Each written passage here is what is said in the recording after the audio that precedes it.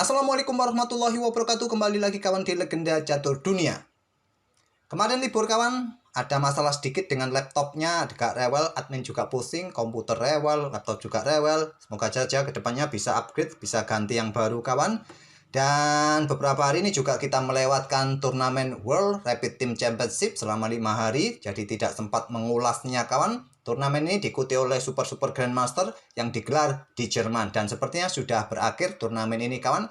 Dan tadi saya sempat menemukan game yang cukup bagus kawan dari permainan Dani Dubov yang ikut serta di turnamen ini. Tergabung satu tim bersama Vishwana Tananan, Richard Rapport, dan Vidit kawan. Dan beberapa pemain yang lain.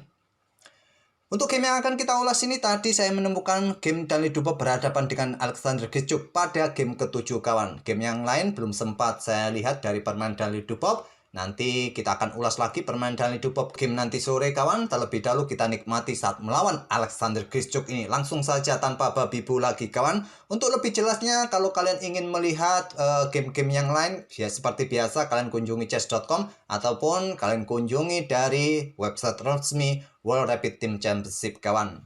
Oke, kita lanjut ke permainan Dani Dubov. Pegang putih kawan mengawal dengan pion menteri, pion D4. Jarang Dani Dubov bermain dengan pion raja, pion E4 kawan, paling suka dengan pion menteri.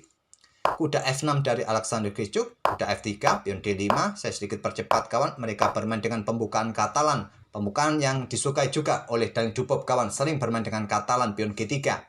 Gajah E7 pilihan utama kawan, gajah G2 rokade dan membuka Katalan dengan pion dipukul pion C4, menteri naik ke C2. Coba rebut pion yang di sini.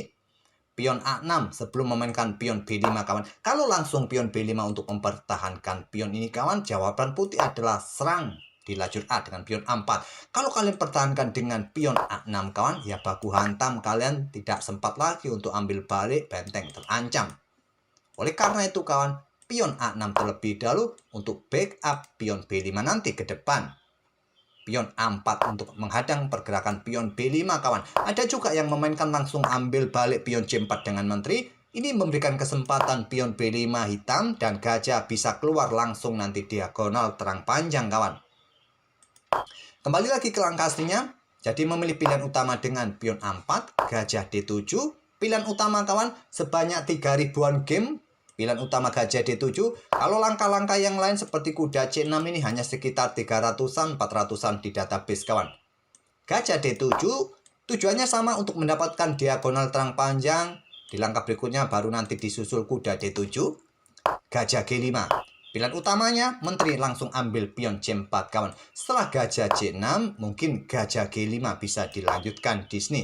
Mungkin gajah serang menteri, menteri mundur ke C2, diserang lagi, bergeser lagi. Itulah langkah utamanya untuk ambil pion C4. Tapi Dubov langsung gajah keluar ke petak G5. Di sini gajah C6 melanjutkan rencana agar ruang D7 ini kosong kawan. Kuda siap berkembang di langkah berikutnya. Di sini ada benteng D1 untuk perkuat posisi pion pusatnya dari ancaman gajah sikat kuda. Tidak ada lagi yang menjaga pion D4 ini. Di sini, pion B5 dimainkan oleh Alexander Grischuk. Tak perlu khawatir jika ada baku hantam seperti ini kawan. Karena gajah sudah berada satu diagonal dengan benteng yang ada backup untuk benteng ini. Kembali lagi ke langkah aslinya. Di sini Dubov memilih pertukaran gajah gelapnya sikat kuda F6. Diambil balik oleh gajah. Melanjutkan pengembangan kuda C3. Ada menteri E8. Tujuan kuda ini berkembang untuk menekan pion B5. Oleh karena itu menteri E8 dimainkan oleh Alexander Grischuk kawan untuk pertahankan petak B5-nya. Kalau terjadi baku hantam seperti ini kawan, pionnya masih ada yang menjaga. Itulah menteri berada di petak E8 ini. Dubov di sini kawan melanjutkan dorong pion D5 dobrak petak pusat. Untuk kosongkan ruang-ruang kawan bagi manuver kuda untuk coba eliminasi gajah terang kawan. Dan pion ini diambil menggunakan gajah menantang pertukaran dengan kuda yang ada di peta C3 ini. Harapannya seperti ini kawan. Diambil balik oleh putih, diambil balik kawan, diambil balik oleh benteng. Dan hitam bisa melanjutkan dengan pengembangan kuda C6-nya kawan. Itulah harapannya jika gajah yang ambil pion D5 ini. Tapi Dubov pintar. Dia buka permainan di sisi menteri terlebih dahulu kawan. Kalau sekarang diambil balik oleh pion hitam, kuda ini sikat gajah, tidak ada lagi dukungan bagi benteng. Benteng kalau meluncur ke petak B1 ambil benteng, kuda punya tempo ambil perwira yang lain kawan, tempo skak, dan hitam akan kalah jumlah perwira. Di sini Grischuk sikat kuda terlebih dahulu. Ternyata langkah yang kurang kuat, kurang presisi.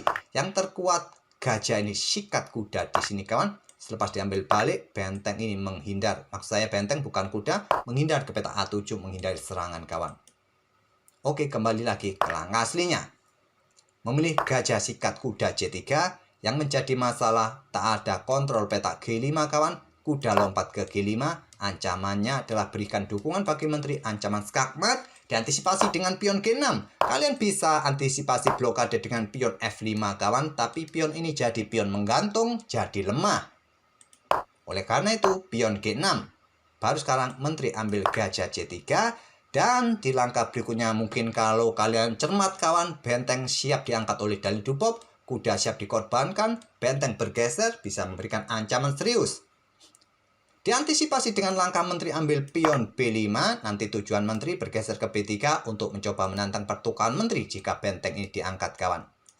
Tapi saat putih angkat benteng, jangan terburu-buru juga untuk menteri B3, tapi sikat gajah G2 terlebih dahulu. Kalau terburu-buru menantang pertukaran kawan, maka berikutnya seperti ini. Putih punya inisiatif, korbankan kuda untuk sementara, ambil pion E6. Jika diambil oleh gajah, benteng jatuh. Kalau diambil menggunakan pion, nah di sini kalian ladeni benteng sikat gajah kawan. Menteri pukul menteri, diambil balik, pion ambil benteng, gajah ambil pion skak kawan. Ada pion bertumpuk, punya hitam, dan pion terpisah kawan. Mempunyai 3 kumpulan pion kawan, bahkan 4 punya hitam, sedangkan putih punya hanya 2 kumpulan saja. 1 kumpulan besar dan 1 pion terpisah. Tentu struktur permainan endgame dengan struktur pion seperti ini sangat menguntungkan putih. Putih juga masih punya gajah. Dalam permainan endgame yang terbilang terbuka seperti ini, gajah sedikit diuntungkan dengan kuda. Apalagi kuda ini masih cukup pasif kawan. Oke, kembali lagi ke langkah aslinya kawan. Tidak dengan benteng diangkat naik ke petak D4, tapi Dubov langsung berkorban kuda. Kira-kira kemana kuda ini kawan? Kuda ambil pion F7 pilihan dalih Dubov.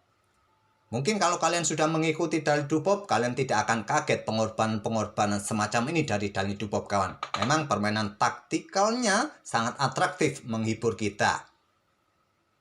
Di sini kawan diambil oleh raja. Yang terkuat diambil menggunakan benteng kawan.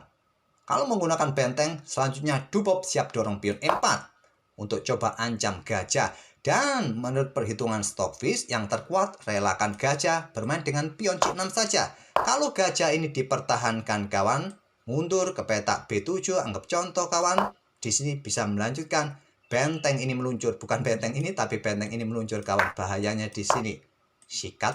Sikat menteri punya akses untuk mendekati Raja Hitam. Oke, kembali lagi ke langkah aslinya kawan. Tapi Grischuk ambil menggunakan raja langsung. Dan sekarang benteng A5 lanjut Dubov kawan. Dari pengorbanan kuda, disusul benteng keluar, tekan gajah. Idenya sama kawan seperti tadi, cuma nanti struktur pionnya agak berbeda. Menteri ke B3 lanjut Grischuk. Dan di sini diladeni langsung oleh Dubov, pertukaran menteri. Diambil balik oleh pion C. Benteng D sikat gajah D5. Di sini raja bergeser langsung. Kalau diterima, yang terkuat diterima kawan. Nanti kita dapati permainan yang mirip seperti yang saya sebutkan di awal tadi kawan. Seperti ini permainannya. Tapi memilih raja bergeser ke E7, tentu saja Dubov geser bentengnya kawan. Juga sekaligus buka akses discover. Benteng naik ke peta A7. Dan di sini benteng bergeser ke E3. Tekan pion lemah ini kawan. Diikuti gajah mungkin nanti ke peta-peta ini untuk mendapatkan pion ini kawan. Tapi langsung ambil pion B3 dan Dubov.